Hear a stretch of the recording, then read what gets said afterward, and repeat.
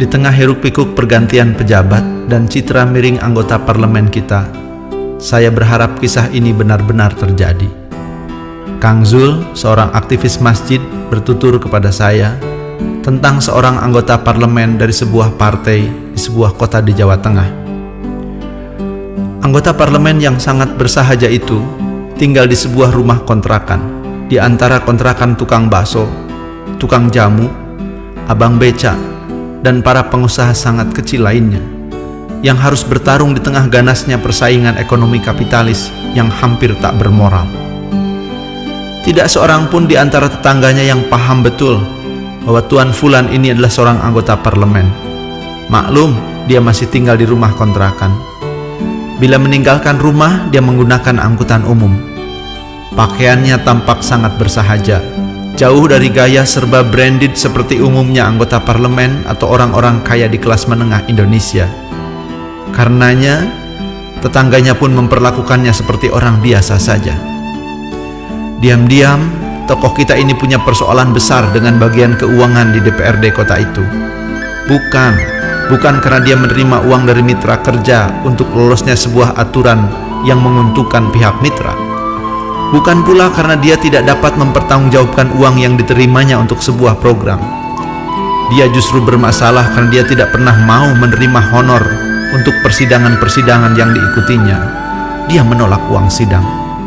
Maaf, saya pikir uang yang saya terima setiap bulan dan jaminan fasilitas yang telah diberikan pada saya sebagai anggota dewan sudah sangat memadai. Jadi saya anggap uang honor sidang itu tidak perlu lagi saya terima. Pekerjaan saya sebagai anggota dewan kan memang banyaknya sidang.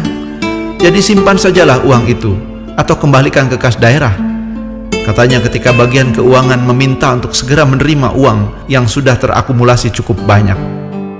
Namun suatu ketika dia tidak dapat menolak untuk menerima uang itu ketika bagian keuangan berkata, "Bapak menyulitkan kami. Pertanggungjawaban keuangan kita tidak mengenal pengembalian sebagian honor. Kalau mau semua anggota mengembalikannya, itu pun bukan hal mudah.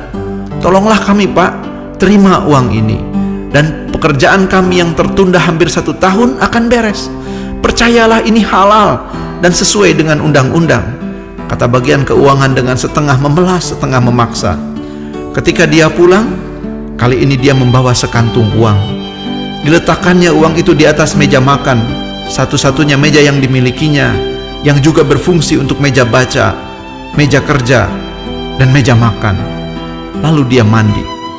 Usai mandi, istrinya bertanya, "Abi, uang siapa sebanyak ini?" "Abi juga tidak tahu, Umi, tapi tunggu sajalah, kelak kita tahu siapa pemilik sesungguhnya uang ini," katanya ringan. Tentu saja istrinya pun dibuat terheran-heran. Tidak lama kemudian seseorang mengetuk pintu rumahnya. Setelah dibuka, masuklah seorang tetangganya, seorang pengemudi becak, dengan wajah yang tampak sangat bersedih.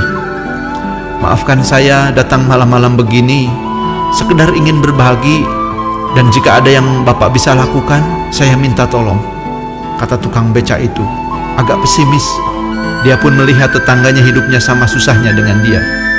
Tanpa tersinggung, anggota dewan itu berkata, "Tidak mengapa, katakan apa persoalan yang sedang Bapak hadapi. Mudah-mudahan Allah memberikan jalan keluar." "Anak saya sakit sudah berminggu-minggu di rumah sakit. Biaya pengobatannya sangat mahal. Syukur rumah sakit masih mau menerima dan terus mengobatinya. Besok dia sudah boleh pulang, namun saya tidak punya uang untuk membayar biaya pengobatannya," kata tukang becak itu dengan mata berkaca-kaca.